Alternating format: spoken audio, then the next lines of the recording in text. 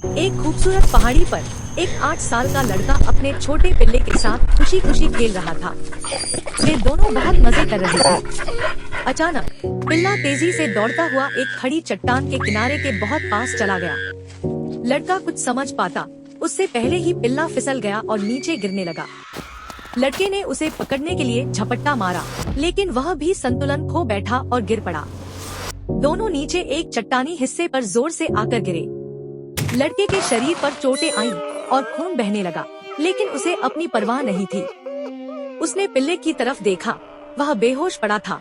उसकी सफेद फर खून से सनी हुई थी। दर्द से जूझते हुए लड़के ने घायल पिल्ले को गोद में उठाया और घर की ओर चल पड़ा। घर के अंदर लड़के ने पिल्ले को धीरे से हीटर के पास रखा और उसके घावों को साफ करने लगा। उसके अपने हाथों से खून बह रहा था, लेकिन उसने रुकने का नाम नहीं लिया।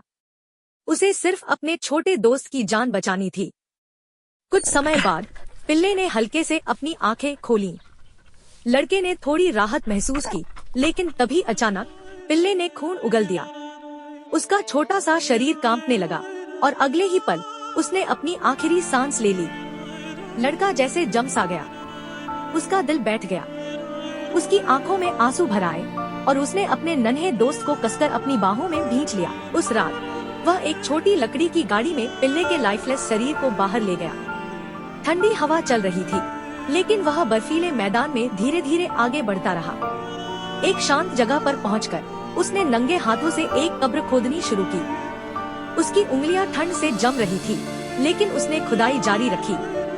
उसने पिल्ले को बड़े प्यार से नीचे रखा और मिट्टी से उसे ढक दिया। जब सब कुछ पूरा हो गया तो लड़का कब्र के पास बैठ गया और उस लकड़ी के निशान को देखने लगा, जिस पर उसने पिल्ले का नाम लिखा था। धीरे धीरे बर्फ हर चीज को ढकने लगी।